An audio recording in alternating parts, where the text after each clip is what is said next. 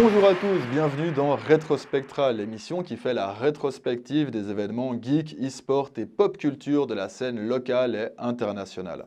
Au programme ce mois-ci, Lily est allée interviewer une personne qui travaille dans l'association Fake Hair Don't Care. C'est une association qui a pour but d'aider les personnes atteintes de cancer, notamment en allant récolter des cheveux pour créer des perruques. Aussi, Guillaume a écrit une petite chronique qui a pour thématique le caritatif à l'intérieur de cette scène e-sport et plus spécifiquement dans le streaming. En parlant d'e-sport, je suis allé à la Switzerland qui a eu lieu il y a quelques semaines pour interviewer des amis qui font partie de ce que j'appelle l'écosystème geek. Vous en apprendrez plus sur eux et sur quelle est leur utilité à l'intérieur de notre univers. Pour clôturer l'émission, Lily va nous faire une petite critique sur le phénomène venu de Corée, Squid Game en effet, tout le monde en parle actuellement. Alors, Squid Game, est-ce que c'est un chef-d'œuvre? Est-ce que c'est surcoté? Vous allez en savoir plus d'ici quelques minutes. Sans transition aucune, je passe la parole à ma collègue pour l'interview du mois.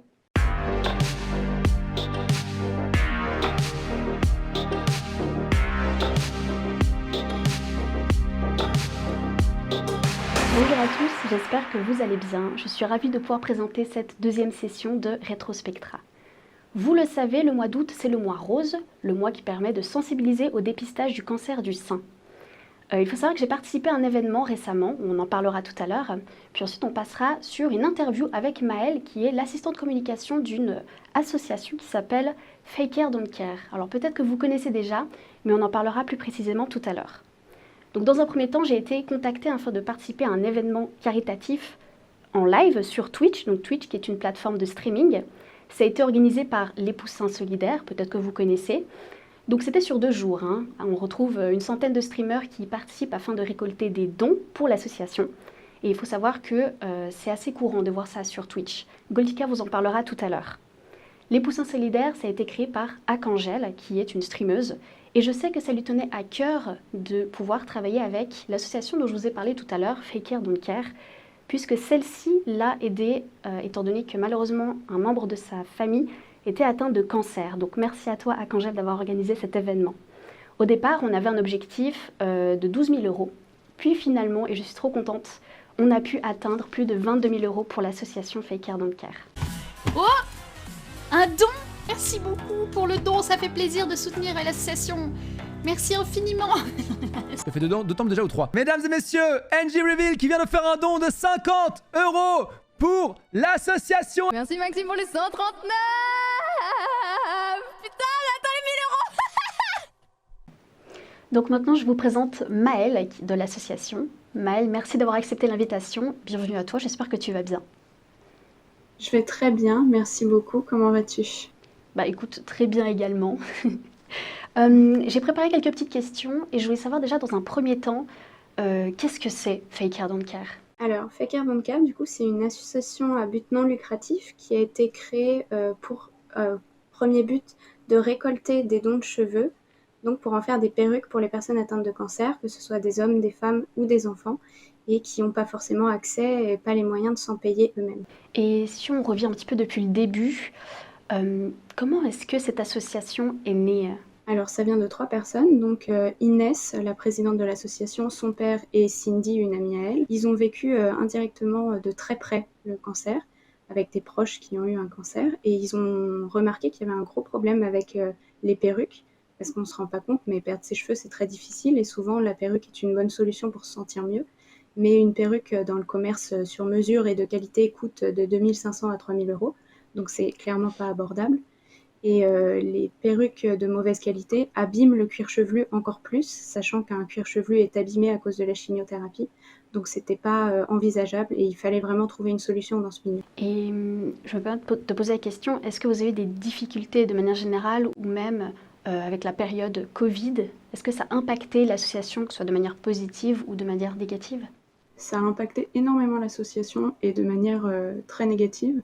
En fait, au début, déjà, on ne savait pas trop comment se transporter le virus. Je pense que vous vous en souvenez, on avait un peu peur tous de tout et n'importe quoi. Et nous, on reçoit des dons de cheveux du monde entier qui ont été touchés par plusieurs personnes et qui sont ouverts directement par nos bénévoles. Donc il y a eu déjà un gros moment où on a demandé de ne plus envoyer de dons pour pas risquer la vie des bénévoles, tout simplement.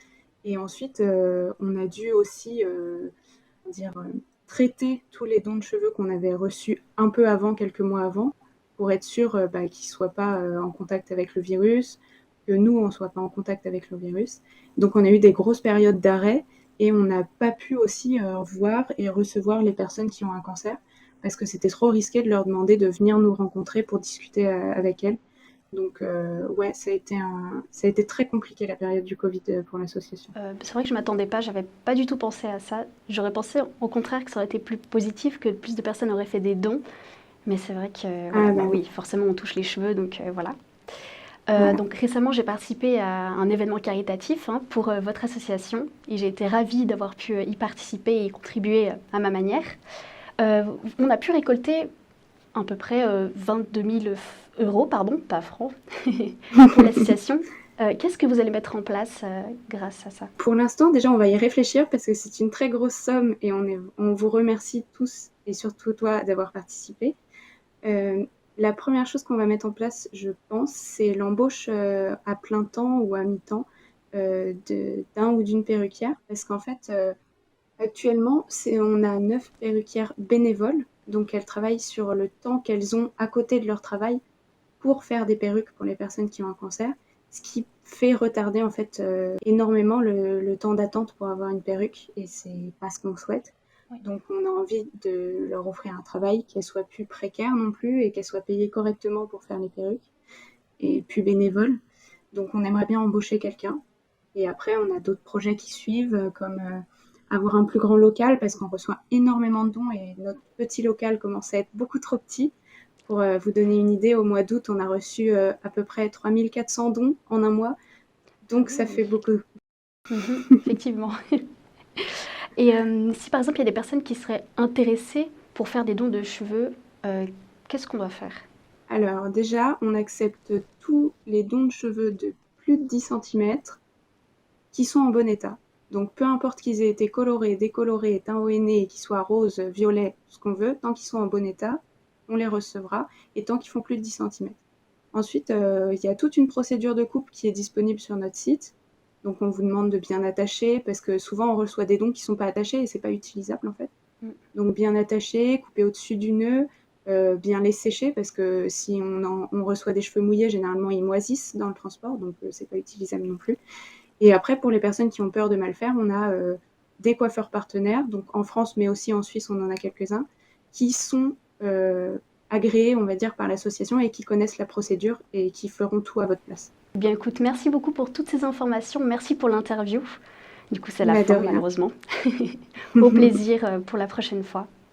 À nous de continuer pour la prochaine chronique où on retrouvera Goltika qui va vous parler des lives caritatifs qu'on peut faire sur Twitch, mais pas que.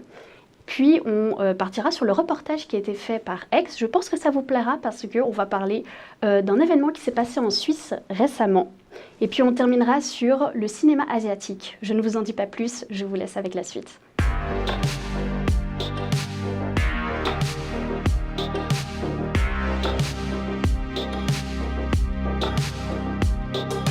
Et parlons maintenant des streams caritatifs.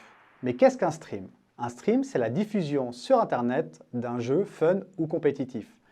Il se fait principalement sur la plateforme Twitch ou même sur certains sites d'organisation.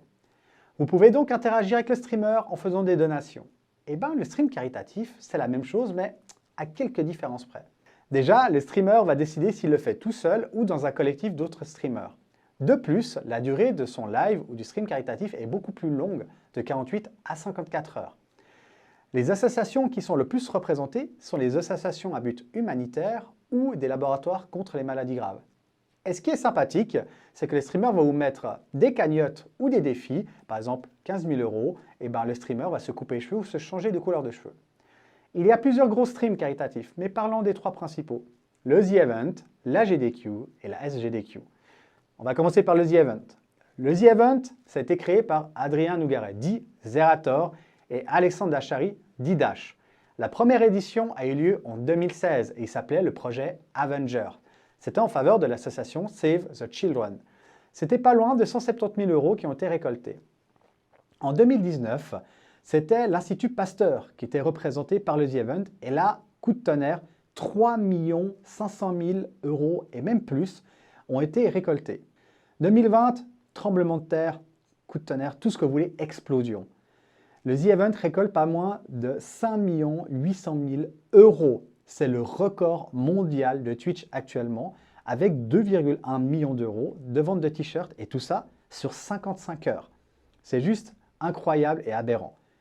La GDQ et GDQ, on va parler de ces deux-là. C'est aussi des streams caritatifs, mais il y a une petite différence avec le The Event. Déjà, la discipline n'est pas la même. Sur le The Event, on a des streamers qui diffusent leur jeu, et sur la GDQ, c'est du speedrun. Mais qu'est-ce que le speedrun? En gros, le speedrun, c'est les gens qui finissent le plus rapidement un jeu, en exploitant les bugs de ce dernier ou en trouvant des astuces pour passer à travers les cartes ou autres. La GDQ se présente en janvier principalement, et la SGDQ, vu que le S représente le summer, va se faire en été. Pour 2021, la GDQ, c'était environ 2 700 000 €, et 2021 pour la SGDQ, ce sera environ 3 millions d'euros. Mais qu'en est-il de la Suisse? On en a eu quand même. On a eu F-Session avec Souvenir de Gamer pour la crise contre le coronavirus, qui ont récolté environ 2000 francs suisses. On a un crowdfunding qui est ouvert pour SOS Village d'enfants depuis mai 2021, où vous pouvez toujours participer. Il y a aussi Geek Caverne, qui pour l'association SPA du Valais a récolté pas moins de 2000 francs suisses. Et bien sûr, le stream le plus gros caritatif, c'est Médecins sans frontières et la SESF, en partenariat comme diffuseur avec CSGTV et esport.ch, qui avait récolté environ 4000 francs suisses. Maintenant, la question c'est, est-ce que ces streams caritatifs en valent-ils la peine? Eh bien, la réponse est oui.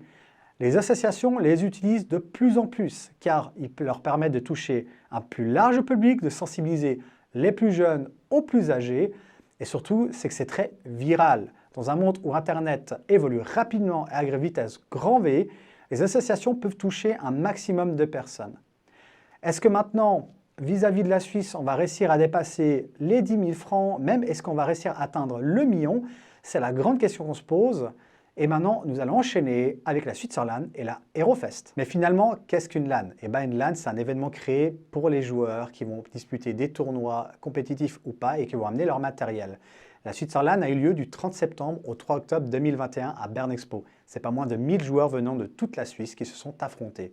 Il y avait des tournois tels que League of Legends, Hearthstone, Counter-Strike et Rocket League, et des tournois amateurs pour ceux qui ne voulaient pas faire de compétition. C'est une des plus grandes LAN de Suisse car elle a le plus de sponsors. Swisscom, Ovomaltine, Feldschlossen, Cisco, Saturix et Mifcom pour un cash prize de pas moins de 15 000 francs suisses. Il faut savoir que beaucoup de restrictions sanitaires ont été prises pendant cette LAN, toutes ont été respectées car aucun cas de Covid n'a été recensé. On voulait juste préciser aussi que la Switzerland, c'est une des LAN qui a maintenu toutes ses éditions malgré au plus fort de la crise sanitaire.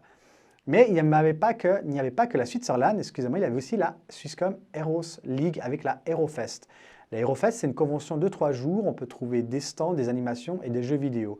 Il y avait la finale de la Swisscom Heroes League et même la finale du jeu Farming Simulator pour ceux qui connaissent. Dans le niveau du rétro, parce qu'on est dans Retrospectra, il y avait aussi des anciennes consoles où les jeunes et les personnes les plus âgées ont pu se défouler tout simplement ou même s'affronter afin de remporter des goodies.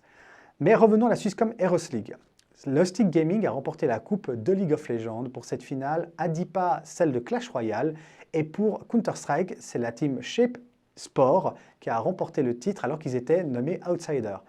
Maintenant, je vais laisser la parole à mon collègue Joël X-Thomas.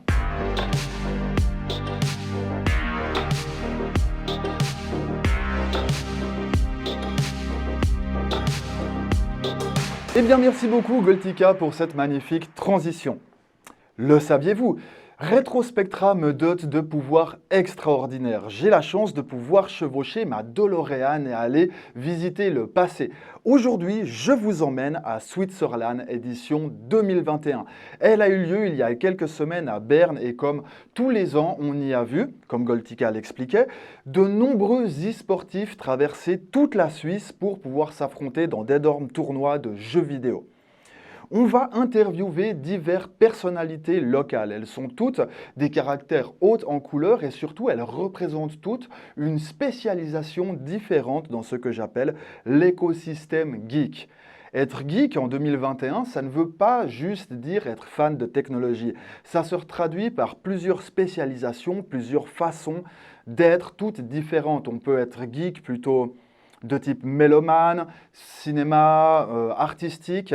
Et ici, on va surtout s'intéresser aux geeks jeux vidéo. On commence tout de suite avec la première interview. J'ai eu la chance de parler à Etona.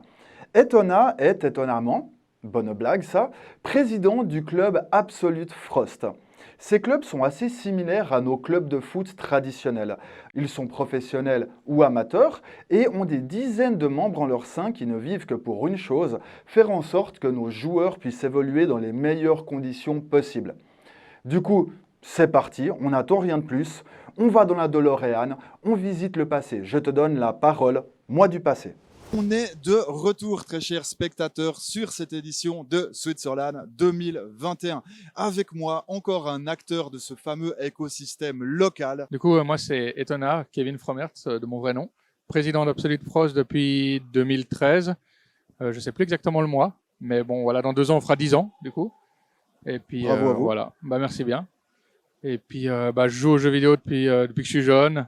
League of Legends depuis 10 ans maintenant, depuis le début, quoi. Et puis là, je suis venu jouer avec mes potes, fun, et puis soutenir l'association. Voilà. Je vois, vous cherchez pas vraiment la performance. Là, vous venez pour vous amuser aujourd'hui. Alors ouais, on est plus là pour s'amuser et puis surtout mettre en avant les petites équipes. Après, l'équipe Rocket League, elle a ses chances, je pense. Je crois que j'ai croisé un de tes joueurs tout à l'heure. Ils ont l'air assez chauds.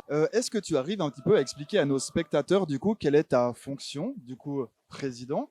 Et pas de parler directement de ton cahier des charges, tu vois, mais à quoi tu sers, en gros? Alors, ok. Du coup, moi, je suis le président depuis toujours, en fait.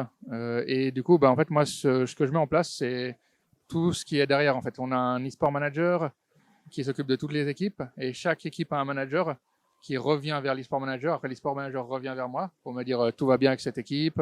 Après, on a du coup un secrétaire que je lui dis là, il faut que tu rentres les PV. Et du coup, moi, en fait, je redonne les tâches un peu à tout le monde.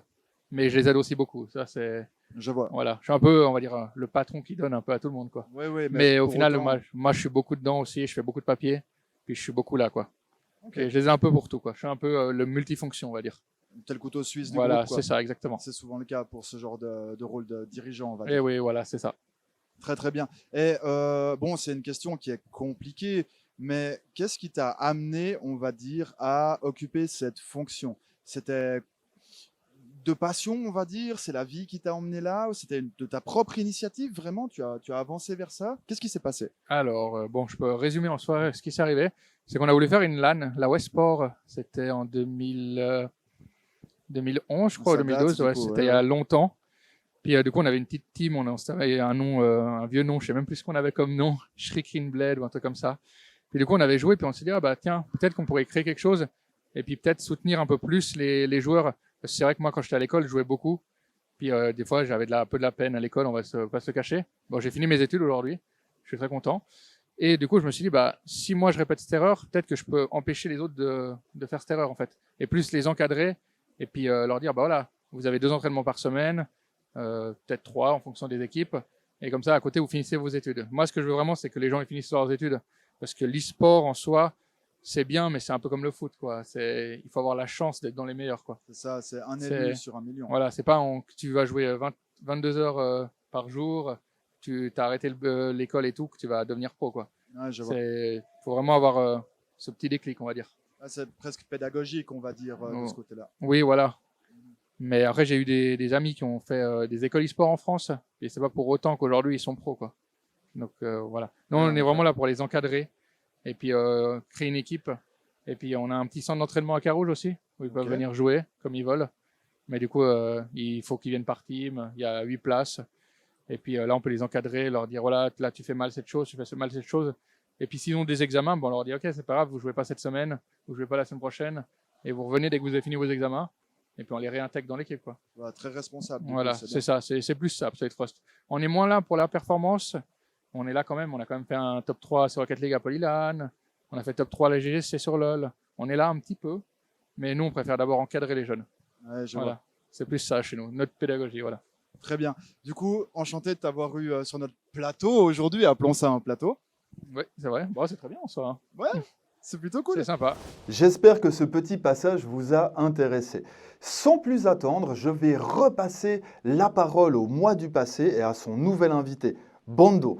Bando est un joueur professionnel. Il évolue vraiment dans ce milieu et essaie d'y gagner sa vie. Ce genre de personnes sont le noyau dur de notre communauté. On retourne du coup dans la DeLorean sans plus attendre et on regarde ce que Bando a à nous dire sur sa passion et encore plus maintenant son métier. J'ai la chance aujourd'hui d'être accompagné par Bando. Bonjour Bando. Salut. Est-ce que tu arrives à te présenter en 2 mots et à expliquer à nos spectateurs ta carrière? Parce que là, on peut parler de carrière. Pas de souci. Alors, ça va faire environ 3 ans que je suis joueur professionnel dans le milieu de l'e-sport, principalement sur League of Legends. J'ai commencé pendant quelques années en Suisse, puis en France en tant que semi-pro, en liant les études et l'e-sport en même temps comme une passion. Puis à partir d'un certain moment, des équipes ont commencé à me proposer des contrats et c'est à partir de ce moment-là que j'ai décidé de m'y lancer à plein temps et de me lancer dans l'aventure tout simplement. D'accord. Ça n'a pas été trop compliqué de mélanger justement études et sport compétitif? En soi, je pense que c'est pas donné à tout le monde de pouvoir lier ces deux choses. J'avais de la chance d'avoir quand même certaines facilités à l'école et aussi, c'est vrai que je passais peut-être un peu trop de temps quand même devant les jeux vidéo.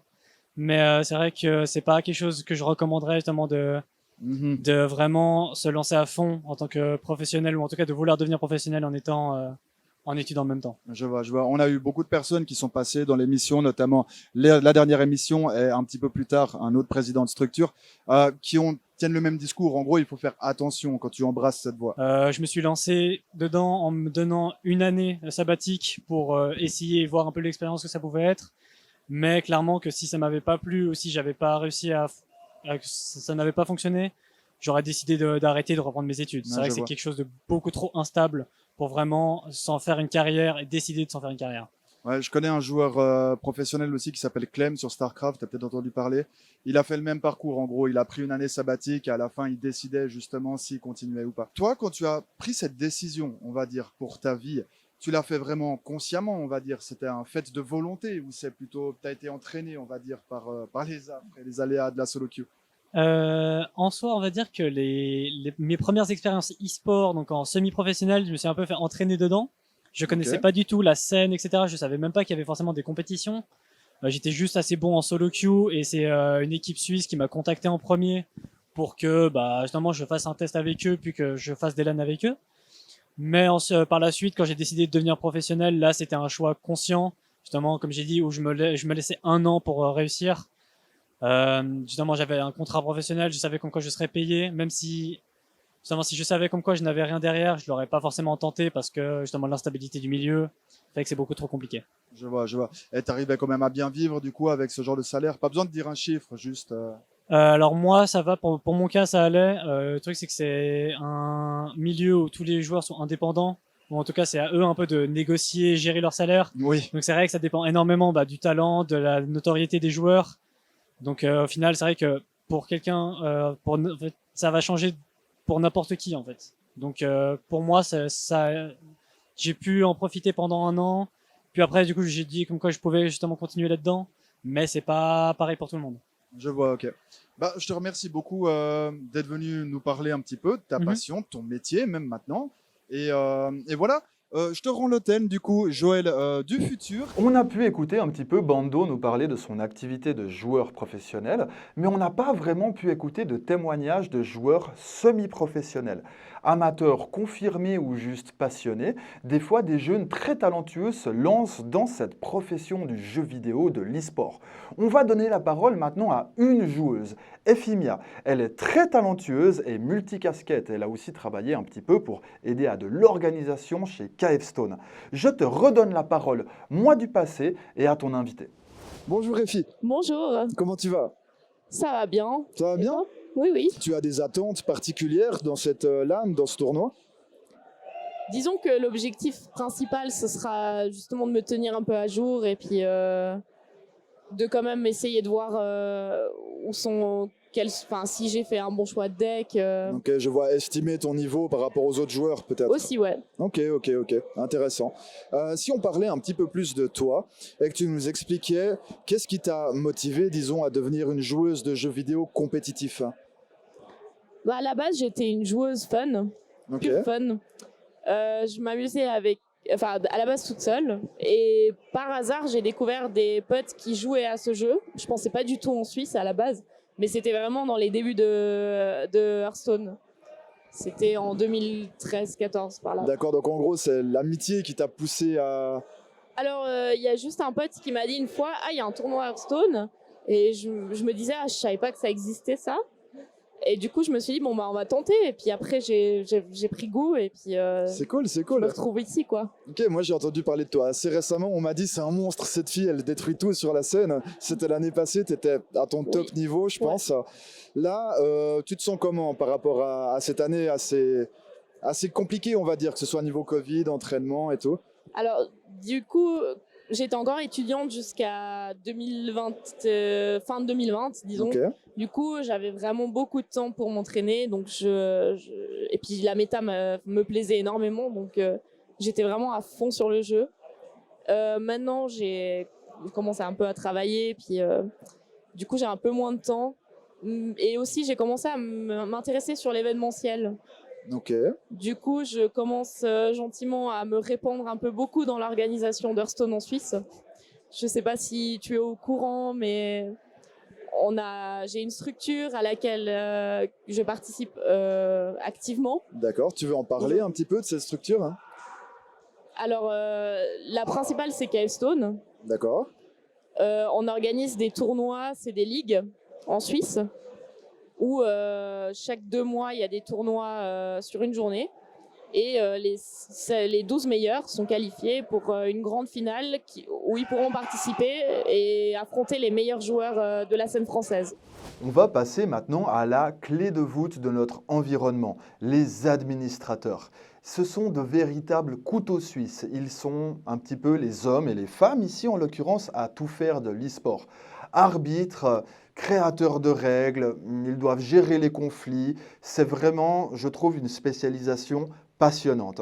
On va maintenant du coup écouter Slaze. Slaze est une administratrice qui est présente depuis plusieurs années dans la scène e-sport et elle a de nombreuses choses à nous dire. Moi du passé, à toi la parole. Aujourd'hui, en ma compagnie, j'ai la chance d'avoir la magnifique Slaze. Est-ce que tu Hello. arrives... Bonjour. Est-ce que tu peux te présenter un petit peu et nous parler de ton activité? Alors, donc je m'appelle Slaze, enchantée, j'ai 25 ans. J'administre des tournois sur la scène e-sportive suisse depuis fin 2016. Donc là, je suis bientôt à une trentaine de tournois à organiser, autant sur Overwatch, Hearthstone que Fortnite ou Retimes, autant des événements plutôt familiaux que des gros événements, comme par exemple la Switzerland qu'on a vu en 2019 avec 2400 joueurs. Donc j'ai fait un peu tous les types d'événements, que ce soit Polylan, GGC, que ce soit FestiGeek, les Garden Party. Ok, intéressant. Et du coup, qu'est-ce qui t'a poussé, on va dire, à choisir cette voie, cette spécialisation? Parce que c'est pas banal, tu vois. La plupart des gens, enfin, on va dire, ils veulent être, par exemple, joueurs. Ou... On va reparler de ça, d'ailleurs. Il y a plein de places dans l'e-sport. Mais toi, qu'est-ce qui t'a motivé? Alors, j'étais dans la toute première line-up Overwatch de Qualitas Helvetica en 2016. Oula, ça date. Oui, je vois, d'accord. Les vieux souvenirs. J'ai joué au début, j'ai toujours été une gameuse. Mon père m'a mis sur World of Warcraft à 9 ans et demi, du coup, c'était mal parti. D'accord. Et j'avais pas mal d'amis geeks et un ami qui était au comité de Polylan quand Overwatch est sorti, du coup, en 2016. Le premier tournoi allait prendre place PAC 2017. Et fin 2016, ils sont venus vers moi pour me demander si je pouvais les aider à administrer le tournoi parce que pas beaucoup de gens en Suisse connaissaient le jeu. Ok, d'accord. De façon à faire des règlements, organiser des arbres de tournoi.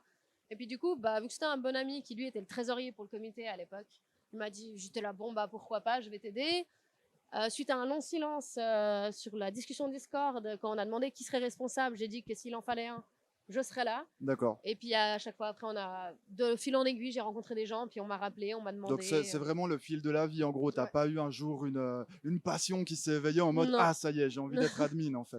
Non, c'est juste pourquoi pas, ça aide, ça dépanne des amis. Ok. Puis je me suis fait plein de potes depuis, donc c'est toujours cool les LAN pour revoir les gens. Oui, donc pour résumer, l'administrateur en gros c'est la personne qui fait les règles, qui va faire en sorte que le tournoi est bien respecté. Gérer les horaires. Alors, par exemple, à Switzerland, ici, on n'a pas trop le souci, mais à Polyland, s'il y a des scènes, on doit aussi se coordonner entre les autres tournois, parce que si on veut faire passer les grandes finales sur scène, que ça doit être filmé, qu'il y a des streams, on ne peut pas toujours tout faire comme on veut. Ouais, je vois. Ici, les limites sont juste au niveau des contraintes du temps. Parce que la salle doit être rendue le dimanche, mais on n'a pas de scène pour les grandes finales. Ça va. D'accord, très bien. Et du coup, est-ce que tu as peut-être un petit dernier mot de la fin à dire à nos spectateurs, hein? L'e-sport, c'est vraiment sympa. C'est un monde en pleine expansion et je recommande à tout le monde de commencer à y jeter un œil parce que la Suisse, c'est en pleine ébullition et le monde est déjà loin devant, mais on les rattrape. Eh bien voilà, on a donc terminé ce rapide tour d'horizon des différents embranchements qui créent l'arbre principal de notre écosystème e-sportif suisse. J'espère que vous avez aimé écouter nos invités et qu'ils ont su vous transmettre un petit peu de leur passion. On n'a pas pu tout couvrir aujourd'hui. Il y a encore énormément de spécialisations dans l'e-sport. Les coachs, les managers, ressources humaines, toutes ces personnes sont très importantes pour qu'on puisse continuer d'évoluer dans un milieu sain qui se professionnalise de jour en jour. Ceci dit, on ne va pas se mentir, tant qu'il n'y aura pas plus de sponsors et une petite augmentation du budget, l'activité ne pourra pas vraiment exploser en Suisse. Ceci dit, cela est compensé par toute la passion et l'amour que ces gens arrivent à nous transmettre à travers leurs activités. Et juste pour ça, je tiens à leur dire un énorme big up. Sans plus attendre, je donne la parole à notre prochaine chroniqueuse qui va vous parler un petit peu plus spécifiquement de cinéma asiatique et de la nouvelle série qui fait fureur, Squid Game.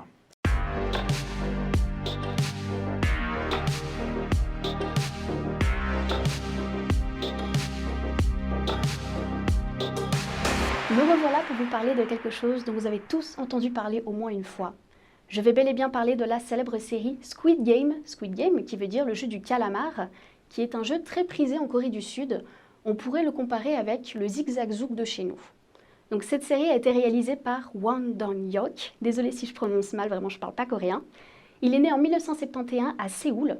Peut-être que vous le découvrez aujourd'hui grâce à cette série, mais en réalité il est déjà très connu en Corée du Sud, étant donné qu'il a déjà créé 4 films qui ont connu un grand succès, comme par exemple The Fortress, un film que je regarderai, je pense, où ça parle de guerre, c'est très culturel un petit peu, bref.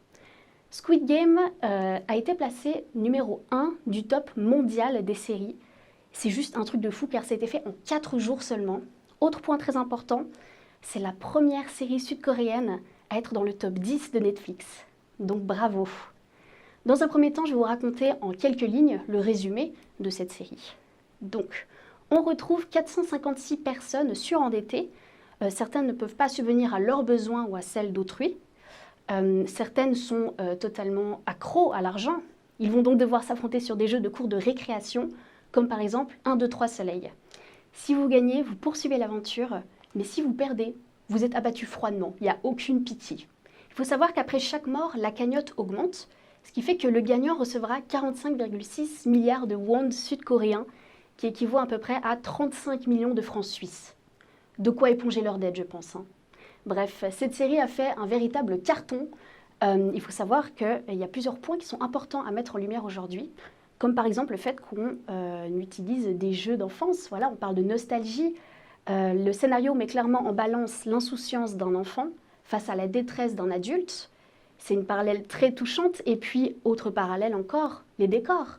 On retrouve des décors très colorés, alors qu'en réalité, on est sur des finalités de jeu sanguinaires. D'ailleurs, je me suis posé la question, pourquoi est-ce que le réalisateur a mis en lumière justement des jeux d'enfance face à de telles cruautés? Et puis, j'ai trouvé une réponse sur Internet que je cite. « Le jeu était très physique et violent quand j'y jouais quand j'étais enfant. Je me suis dit, et si une fois adulte, je jouais à ce jeu ?» J'ai pensé que cela pouvait avoir une signification très symbolique. Donc moi j'adore, c'est très psychologique, très recherché. On retourne un petit peu dans l'enfance du réalisateur. D'ailleurs en parlant psychologie, un autre point qui m'a marqué et qui m'a réellement touchée, c'est évidemment le point de vue psychologique. Les personnages sont attachants, leurs traits de caractère sont vraiment bien retravaillés et on arrive même parfois à s'identifier à eux parce que c'est ce qu'on vit. Vous avez peut-être certainement déjà été endetté ou peut-être que vous souhaitez aider un ami ou un membre de votre famille qui est malade, mais vous n'avez peut-être pas les ressources nécessaires pour pouvoir l'aider. Eh bien, dans cette série, ils sont prêts à tout pour de l'argent. Mais qu'est-ce que vous serez prêt à faire, vous, pour 35 millions de francs face à la peur de mourir et face à l'envie de réussir? Dans tous les cas, on finit tous par se poser une seule question. Qu'est-ce qu'on aurait fait, nous, à leur place? Qu'on aime ou pas, pour moi, cette série est un véritable chef-d'œuvre. Il y a plein de petites choses cachées. Typiquement, est-ce que vous saviez que dès les premiers épisodes, vous pouviez savoir qui gagnait les jeux?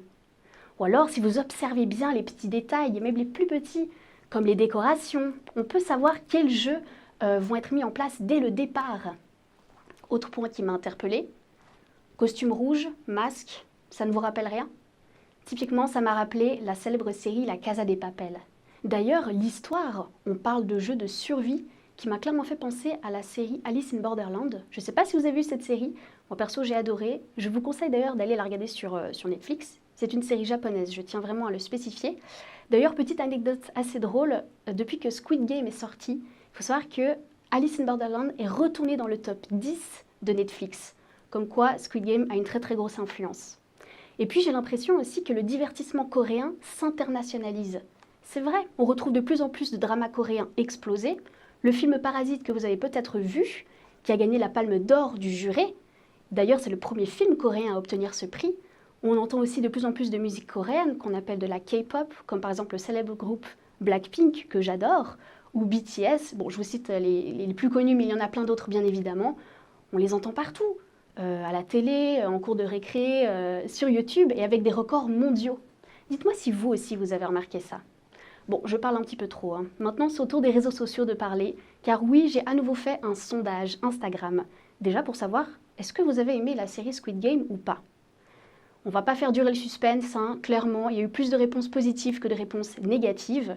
Voilà, honnêtement, je m'attendais à ce genre de résultat. Donc, dans un premier temps, je vous ai demandé pourquoi vous avez aimé cette série, ou non d'ailleurs. C'est vrai que les réponses négatives, bon déjà, outre le fait qu'on aime ou on n'aime pas cette série, les goûts c'est propre à chacun bien évidemment, on a quand même certaines scènes qui sont violentes et ça peut heurter certaines personnes et je le comprends parfaitement. Ensuite, pour les points positifs, donc moi typiquement j'ai adoré cette série parce qu'on parle de problèmes de société, tout ce qui est psychologique, moi j'adore, on arrive à s'attacher aux personnages et même tout ce qu'on apprend après avoir regardé la série, moi ça m'a plu personnellement. Dans un second temps, je vous ai demandé quel jeu vous a le plus marqué et pourquoi? Alors là, clairement, on a deux teams. On a la team 1, 2, 3 Soleil, parce que c'est le premier jeu et qu'on s'y attend pas, et je suis d'accord avec ça, même si je trouve que chaque jeu nous surprend d'une certaine façon.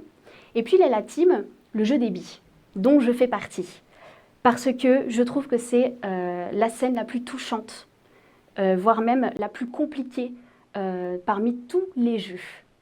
Je ne veux pas vous spoiler, mais pour les personnes qui n'ont pas encore regardé la série, il se peut que vous versiez une petite larme. D'ailleurs, j'ai deux petites anecdotes pour vous en rapport avec les jeux. Première anecdote. Déjà, il faut savoir que les décors sont réels et accessoires aussi sont réels. Et ensuite, ils rajoutent des petites choses en post-production. Voilà, ce qu'on appelle les effets spéciaux.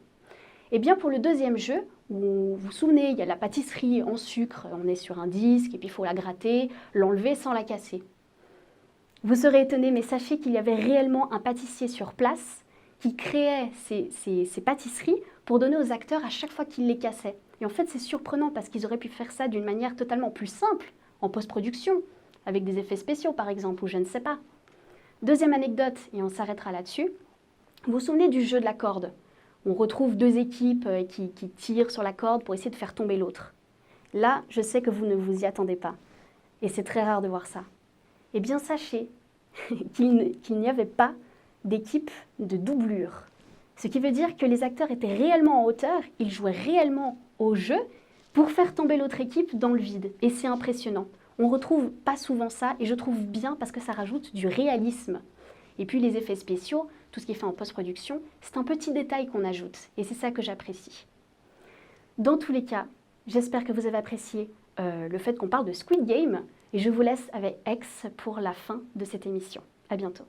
Eh bien, Rétrospectra, c'est déjà fini pour aujourd'hui. Je tiens à vous remercier de venir regarder notre émission. Vous êtes de plus en plus nombreux et ça fait vraiment chaud au cœur. En parlant de remerciements, je fais d'énormes poutous à l'équipe technique qui travaille de plus en plus pour ce projet. Je tiens aussi à remercier tous les chroniqueurs et bien entendu Canal 9 qui vous offre l'opportunité de regarder ce programme. N'hésitez pas à nous follow sur les réseaux sociaux. Si vous voulez regarder la rediffusion de cette émission, ça se passe sur notre chaîne YouTube. Je vous souhaite à tous un joyeux Halloween et espère vraiment vous revoir pour un 3e épisode de Rétrospectra.